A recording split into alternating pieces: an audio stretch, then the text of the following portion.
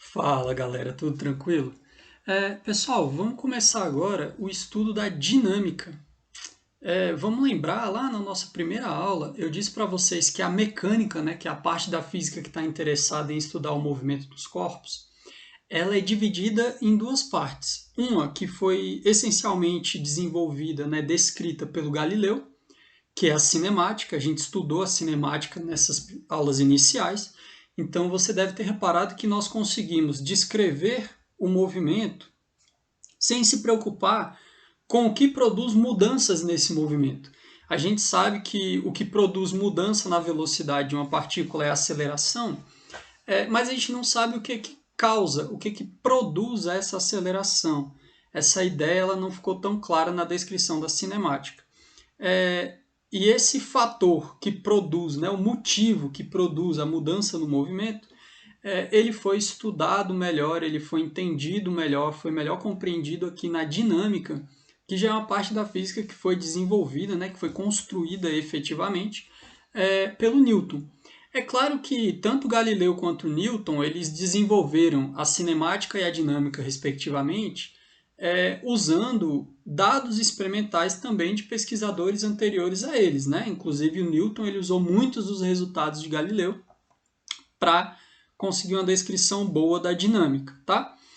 Então a gente vai começar agora com esse estudo e a ideia aqui é a seguinte: a gente precisa discutir, debater quais são os fatores que produzem mudança no movimento dos corpos e como que a gente pode descrever isso, como que a gente pode equacionar isso, tá, pessoal? E aí surge a ideia que é interessante a gente pensar em como esse problema era resolvido antes. Então, a teoria física, o modelo físico de movimento dos corpos, que era usado até antes ali de Galileu, era o modelo aristotélico. E na descrição de Aristóteles para o movimento dos corpos, existiam dois movimentos que seriam movimentos perfeitos. Na descrição aristotélica, usa-se muito esse argumento de perfeição, essa coisa não científica de você ter a noção de que algumas coisas seriam perfeitas. E para Aristóteles, os movimentos perfeitos seriam movimentos retilíneos e circulares. Então, todo e qualquer movimento de qualquer corpo que exista, eles deveriam ser uma combinação desses dois tipos de movimento, do retilíneo e dos circulares, né? E esse é um modelo bem interessante. A gente só teria movimentos retilíneos e circulares e uma combinação dessas duas coisas. Isso é o que acreditava Aristóteles, né? Lembrando que aqui Aristóteles construiu isso lá no século IV a.C., mais ou menos, né? Então, lá na Grécia Antiga, nós tínhamos esse modelo. Mas aqui a ideia é a seguinte: Aristóteles ele dividia os corpos em corpos terrestres e corpos celestes. E esses dois mundos, o mundo terrestre e o mundo celeste, eles funcionavam de maneira muito diferente. Porque para Aristóteles a ideia do mundo celeste ele seria um mundo perfeito. Então o movimento dos corpos lá seriam movimentos basicamente circulares. E o movimento dos corpos na Terra, eles seriam movimentos, alguns naturais e outros não muito naturais. Por exemplo, quando eu solto um objeto e ele cai, ele está buscando o lugar natural dele. Ele baseia essa ideia lá na ideia dos quatro elementos: terra, água, ar e fogo. Mas quando você joga uma pedra ou quando você empurra um objeto e ele continua se arrastando, ele chamou isso de movimento forçado. E aí o que acontece é o seguinte: para Aristóteles, todo objeto terrestre, como uma pedra, teria o seu estado natural como sendo a situação de repouso, ou seja, o estado natural de um objeto aqui na Terra é o repouso. E para que um objeto continue em movimento ou esteja em movimento, era necessária a ação de forças constantes sobre ele. Então, imagine o seguinte: você empurra um objeto e a gente vê que ele vai se arrastando pelo chão, por exemplo, e depois de percorrer um certo deslocamento, ele para. Então, para Aristóteles, ele parava porque as forças que mantinham o movimento dele deixavam de existir. Para Aristóteles, as forças que mantinham esse movimento eram as forças ali do ar em volta desse objeto. É como se o ar continuasse empurrando esse objeto para frente, garantindo que ele permanecesse em movimento. E aí, pessoal, a gente percebe que no momento em que essas forças deixassem de ser aplicadas, o objeto entraria no seu estado natural, que seria o repouso. Qual o problema desse modelo de Aristóteles, né? O problema desse modelo de Aristóteles é o seguinte: quando você muda a superfície em que um objeto está se deslocando, a gente percebe que se essa superfície ela for mais lisa, por exemplo, se for uma superfície de gelo, a gente percebe que o objeto vai muito mais longe. E então a gente começa a pensar que, de alguma forma, a vizinhança por onde o objeto está se deslocando influencia nesse movimento. Essa que é a ideia. Então, a gente tem a primeira ruptura, né, que foi com o Galileu. O Galileu ele já teve algumas ideias que indicam para a gente o comecinho das leis de Newton, mas ele não conseguiu formular, ele não conseguiu arrematar tudo em um conjunto de leis que conseguisse explicar esses fenômenos. Então, o Galileu ele questiona essa ideia quando ele formula aqui o princípio da relatividade de Galileu. Pessoal, não é a relatividade de Einstein, aqui é a relatividade de Galileu, tá? É justamente a ideia de você poder pensar em referenciais diferentes e mesmo assim conseguir descrever o movimento, tá bom? E o que o Galileu disse aqui nesse princípio, um ponto importante do princípio da relatividade de Galileu, é que ele diz isso aqui, ó. Não é possível distinguir o estado de repouso daquele em movimento retilíneo e uniforme. Ou seja, ele diz que se você estiver em repouso ou em um movimento, só que sem aceleração, você não consegue dizer em qual estado você está. Se você está em repouso ou em movimento retilíneo uniforme.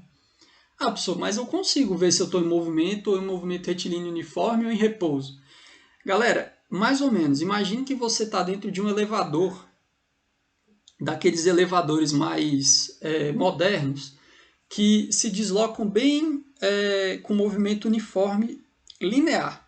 Geralmente, quando você, com movimento retilíneo uniforme, geralmente quando você entra no elevador, você sente quando ele começa a descer, por exemplo, e quando ele chega lá embaixo e freia para parar.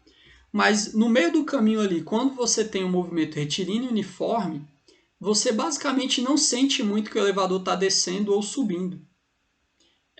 Galileu fez esse experimento mental pensando em um navio. Ele diz que se você estiver dentro de um navio, desses navios cargueiros muito grandes, né? E você estiver numa sala trancada lá dentro, você não consegue dizer se o navio vai estar em movimento retilíneo uniforme ou se ele vai estar em repouso. Se o navio tiver aceleração, aí você consegue dizer. Você sente a aceleração. Mas se ele estiver em movimento retilíneo uniforme, você não consegue dizer se ele está em movimento ou não. Então, essa é a ideia. Então, ele diz que, na verdade, estado natural de repouso não faz muito sentido, porque o movimento retilíneo uniforme seria também um estado análogo ao de repouso. Que hoje a gente sabe que os dois realmente são análogos, eles são dois estados de movimento que correspondem a uma aceleração nula, né? Essa que é a ideia. Então, pessoal, isso aqui é uma primeira quebra em relação ao modelo aristotélico. O Galileu aqui está propondo que, de alguma maneira, se nada atrapalhar o movimento de um objeto, ele vai permanecer em movimento retilíneo e uniforme. Ou seja, quando você empurra um objeto numa superfície, quanto mais lisa for essa superfície, mais longe esse cara vai. E a ideia é que se essa superfície for perfeitamente lisa, é claro que a gente não consegue criar superfícies assim, mas em uma situação hipotética, né, um experimento mental, se essa superfície fosse perfeitamente lisa e você empurrasse o objeto, ele nunca iria parar. Ele iria seguir o movimento retilíneo uniforme dele ad eterno. Então aqui, pessoal, nesse princípio da relatividade de Galileu, nós já temos aqui indícios da primeira lei de Newton. A gente já enxergava algo desse tipo, né?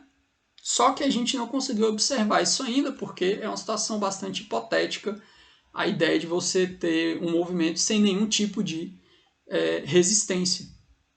A gente conseguiria isso, por exemplo, no espaço, mas nessa época a gente não estava nem perto de ir para o espaço, né? Estava muito longe aqui. Então, o que acontece é que depois disso, quem consegue, né, criar um modelo descritivo que impõe como condição empírica essa ideia, então ele coloca essa ideia de que um corpo, se não tiver nenhuma resistência ao movimento dele, ele vai permanecer em movimento retilíneo uniforme, e se ele estiver em repouso, ele vai continuar em repouso. E depois traz todas as consequências disso, foi o Newton. Aqui um pouquinho depois, né? Aqui a gente já está no século XVII, Galileu foi ali em meados do século XVI, né? Então, o que o Newton faz é generalizar essas ideias que até então estavam um pouco vagas de Galileu sobre esses conceitos da mecânica. Então, Newton ele meio que junta tudo e atribui, né, um responsável pela mudança do movimento. Essa grandeza responsável pela mudança do movimento, a gente vai ver que é a força, né? Quem produz mudança no movimento é uma força, e, portanto, se não tiver força, não há mudança no movimento. Ou seja, se o movimento estiver em repouso e não atuar nenhuma força, ou a força resultante que atua nele for zero, ele vai permanecer em repouso, e o mesmo vale para o movimento retilíneo e uniforme. Galera, é importante aqui nunca esquecer da palavra retilíneo, tá? Porque a gente lembra que em um movimento curvilíneo, né, quando o objeto faz curva, mesmo que a velocidade em módulo não mude, a direção e o sentido estão mudando. Então tem aceleração quando você realiza uma curva. Por isso que o retilíneo aqui é muito importante, tá? Então Newton ele redefine ideias, né? Ele define ideias como massa, quantidade de movimento, inércia, força e aceleração e relaciona essas grandezas. E também faz uma discussão bastante profunda sobre os conceitos de espaço e tempo. Aqui, pessoal, na mecânica newtoniana, né, no modelo de Newton, ele considera o espaço e o tempo como absolutos. O que isso quer dizer? Independente do referencial que esteja medindo essas grandezas, você terá sempre o mesmo resultado. Uma das coisas que a relatividade geral e a relatividade restrita de Einstein fizeram foi mudar esses conceitos de espaço e tempo, tá? O espaço e o tempo no modelo de relatividade de Einstein, eles deixam de ser absolutos, tá? Então é importante ter essa visão de que os conceitos de espaço e tempo ele pode ser alterado. Então ter essas ideias bem definidas é importante para o modelo que você está trabalhando, tá bom? Então, pessoal, a gente chega nas leis de Newton. Esse conjunto, né, esse conjunto de leis que unifica as ideias de Galileu e consegue dizer qual é o fator que produz mudança no movimento e como esse fator se relaciona com essa mudança no movimento. Você pode entender aqui, pessoal, quando eu falo mudança no movimento, que eu estou falando realmente de mudança na velocidade, seja em direção, seja em sentido, ou seja, eu estou falando de uma aceleração, tá? E aí ele relaciona, né, a causa que produz a aceleração, que é a força. Então ele vem com as leis de Newton, que a gente pode entender elas da seguinte forma, né? A primeira lei é a lei da inércia. Quando todas as influências externas em uma partícula são removidas, a partícula se move com velocidade constante. Essa velocidade pode ser zero, caso que a partícula permaneça em repouso. Pessoal, entenda aqui velocidade vetorial, tá? Então, vetor velocidade constante quer dizer que não muda nenhum módulo, não muda o sentido e nem a direção, beleza? Importante, tá, gente? Essa forma de escrever aqui é uma tentativa de tradução do que o Newton escreveu lá no seu livro Principia, que é onde ele publica, né, as leis de Newton, né, esse conjunto de ideias. Pessoal, aqui só uma correção, então, na escrita, para a gente melhorar essa tradução, quando todas as influências externas de uma partícula são removidas, né? Essa situação, ela também permanece quando as influências externas de alguma maneira se equilibram. A gente vai discutir isso um pouquinho mais na frente. Mas, de maneira geral, quando todas as influências externas em uma partícula são removidas, a partícula se move com velocidade constante, ou seja, em movimento retilíneo uniforme, ou permanece em repouso, que é quando o caso que a velocidade é nula. Essa é a primeira lei. Eu vou enunciar as leis aqui para a gente lembrar, todo mundo já conhece as leis de Newton, e depois a gente faz uma discussão mais profunda sobre cada uma delas, beleza? Bom, pessoal, a segunda lei a gente sabe, né? Quando uma força resultante atua sobre uma partícula de massa m, a partícula se move com aceleração instantânea dada pela seguinte fórmula. Na verdade, Newton nem chegou a escrever essa fórmula, tá, pessoal? O que ele diz, na verdade, é que a força é proporcional à aceleração, e aí a gente traduz isso nessa fórmula, onde a unidade de força vai estar implícita aqui nas unidades de massa e de aceleração, beleza? Então, força resultante igual a massa vezes a aceleração. A força resultante e a aceleração são vetores, né? E a massa, claro, é um escalar. Então, basicamente, a segunda lei diz que a força resultante que atua numa partícula é proporcional à aceleração adquirida por essa partícula. E a proporcionalidade aqui é o que a gente está chamando de massa, tá bom?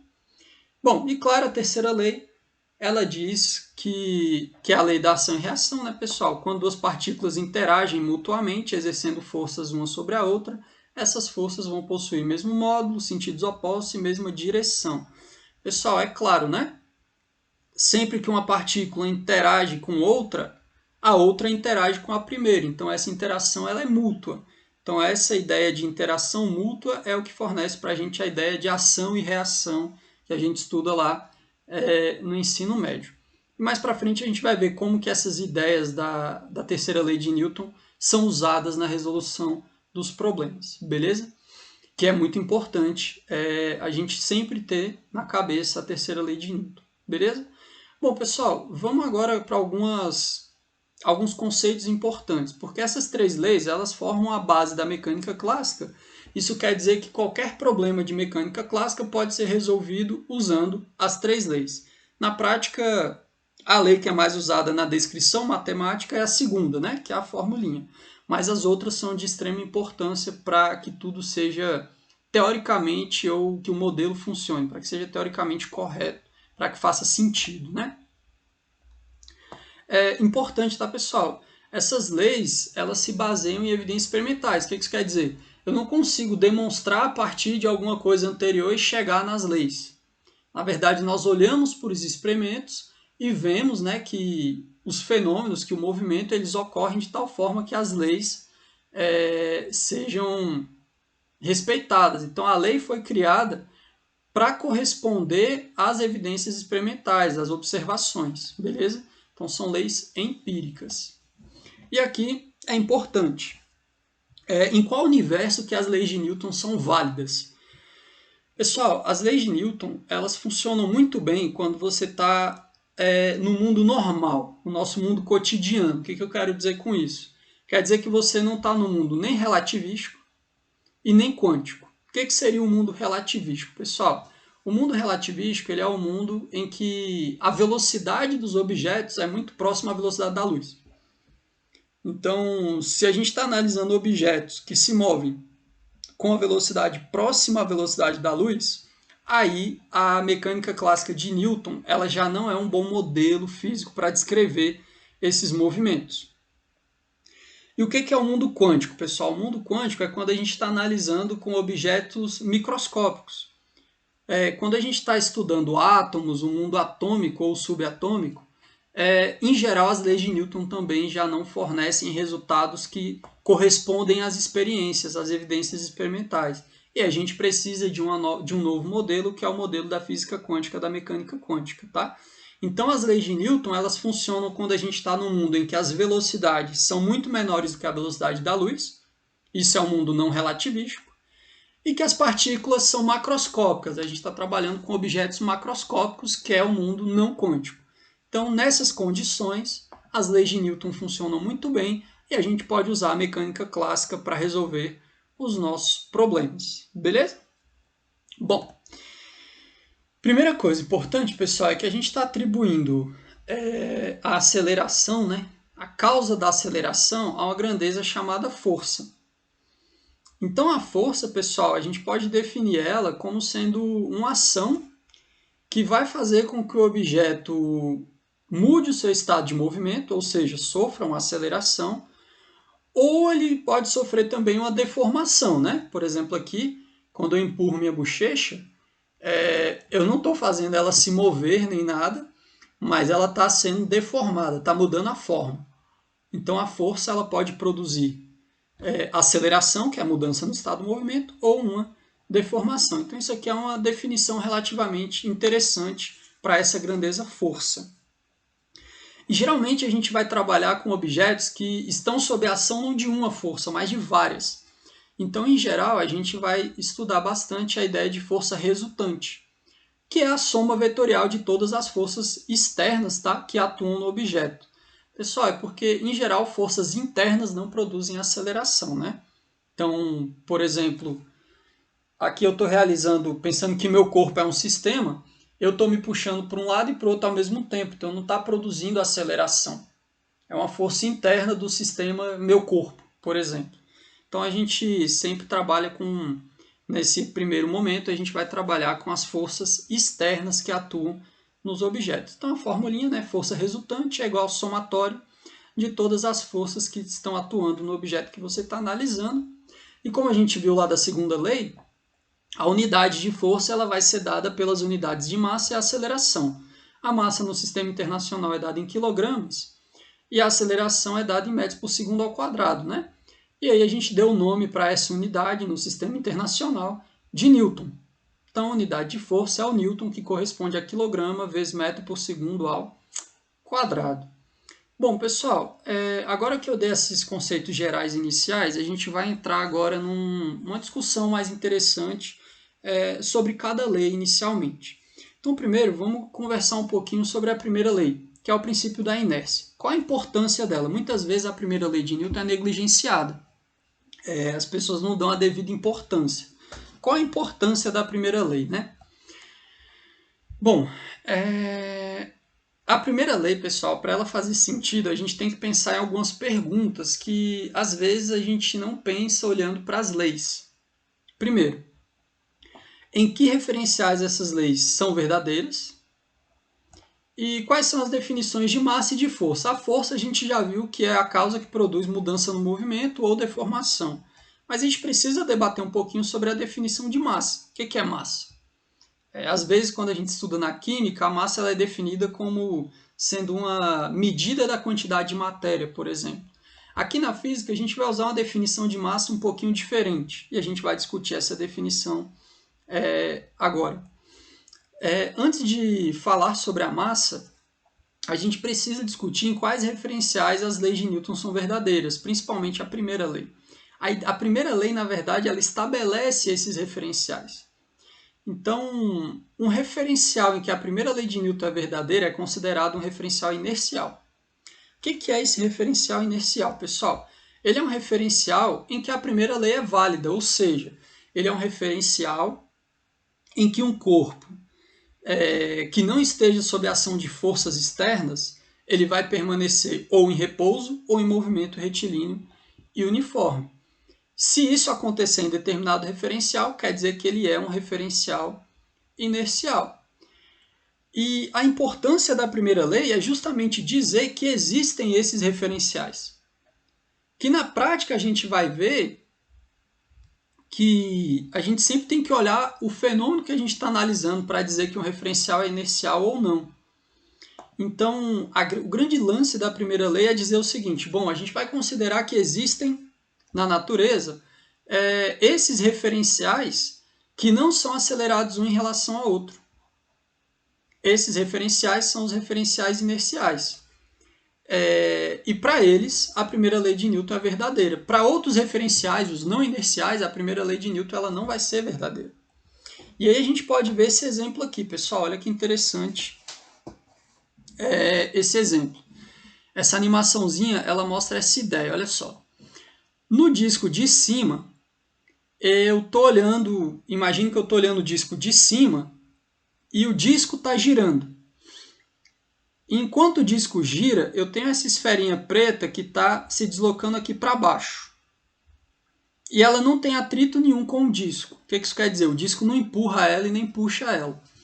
Então, à medida que o disco gira, eu olhando de fora o sistema, eu vejo essa esfera desenvolvendo aqui um movimento retilíneo e uniforme para baixo. O que isso quer dizer?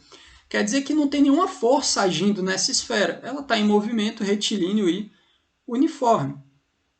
Então, esse objeto, o meu referencial, esse objeto é um referencial inercial em relação ao que eu estou olhando. Eu estou vendo que se nenhuma força atua nele, esse cara está descendo tranquilo. Então, o meu referencial aqui, olhando de cima, é inercial para o movimento dessa bolinha. Se nenhuma ação de força sobre ela, ela está realizando um movimento retilíneo e uniforme. Agora, se eu sou um referencial que está no disco, olha aqui a parte de baixo, imagine que eu estou girando junto com o disco. E aí eu estou vendo o disco parado. Então, se eu estou girando junto com o disco e estou vendo o disco parado, na prática eu vou ver essa bolinha fazer uma curva.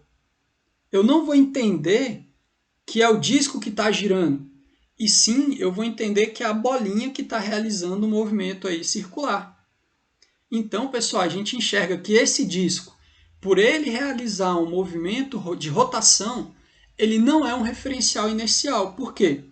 Porque essa bolinha ela não está sob a ação de força alguma, não tem nenhuma força atuando nela, e mesmo assim ela está realizando um movimento curvilíneo, ela está realizando uma curva. Quer dizer, então, que um objeto que esteja em movimento de rotação, ele não é um referencial inercial para o movimento que você está analisando aí, por exemplo, dessa esfera.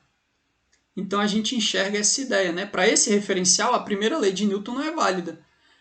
A esfera está realizando uma curva, mesmo que sobre ela não atue nenhuma força. Então, a primeira lei não é válida para esse referencial em rotação. Ele é um referencial não inercial. Agora, para um referencial estático aqui fora em relação à esfera, você realmente vê ela realizando um movimento retilíneo uniforme e você é um referencial inercial. Então, o que o Newton está dizendo é isso. Na prática, ele diz que existem referenciais inerciais. Isso garante essa ideia de que um corpo que esteja em repouso vai permanecer em repouso e um corpo que esteja em movimento vai permanecer em movimento retilíneo e uniforme em relação a esses referenciais inerciais aqui. Isso é muito importante, tá, pessoal? Então, a primeira lei ela garante a existência desses referenciais aqui. Tá joia? Bom, entendida essa ideia da primeira lei, a gente tem que discutir na prática o que são os referenciais inerciais. Por exemplo, a gente está na superfície da Terra e quando eu jogo um objeto para cima e ele realiza um movimento balístico, eu digo que aqui na Terra é um referencial inercial.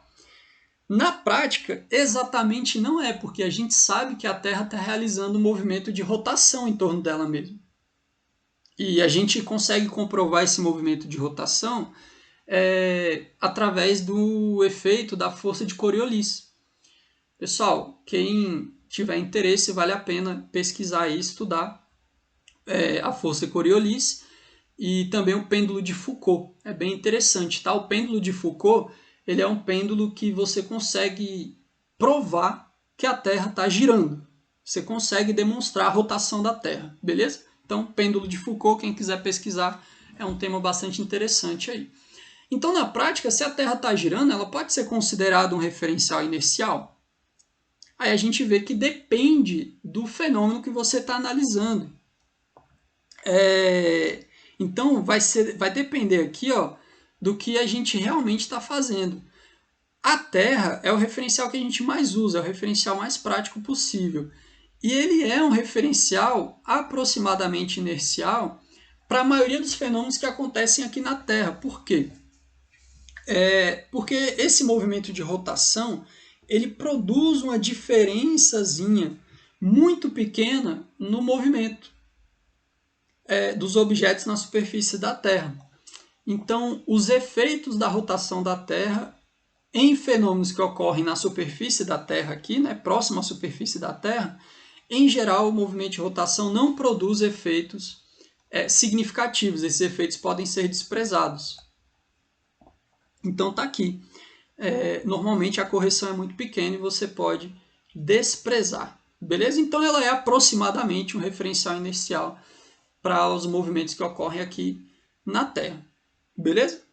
Então tá aqui, né? No caso de um pêndulo, um peão, um movimento balístico, tudo isso a Terra pode ser considerada um referencial muito próximo de ser inercial. Agora, se você estiver estudando, por exemplo, o movimento de um satélite que está fora de órbita, né? Que está na órbita da Terra, por exemplo, aí pode ser que a Terra não seja um referencial inercial, pelo menos não a superfície da Terra. Isso é interessante, porque veja bem, a Terra ela tem um raio. Se você pensar na superfície dela, ela está realizando um movimento de rotação. Então, para um satélite que está aqui em órbita, distante, a superfície da Terra pode não ser um referencial inercial adequado. Mas o centro de massa da Terra, que é o ponto em torno do qual a Terra rotaciona, esse cara sim pode ser considerado um referencial inercial em relação a esse satélite. Então, a gente, em geral, consegue encontrar referenciais que são inerciais para o problema que a gente está analisando, beleza? Então, essa é a ideia da primeira lei, a existência desses referenciais inerciais que fazem com que essas leis de Newton sejam válidas, beleza?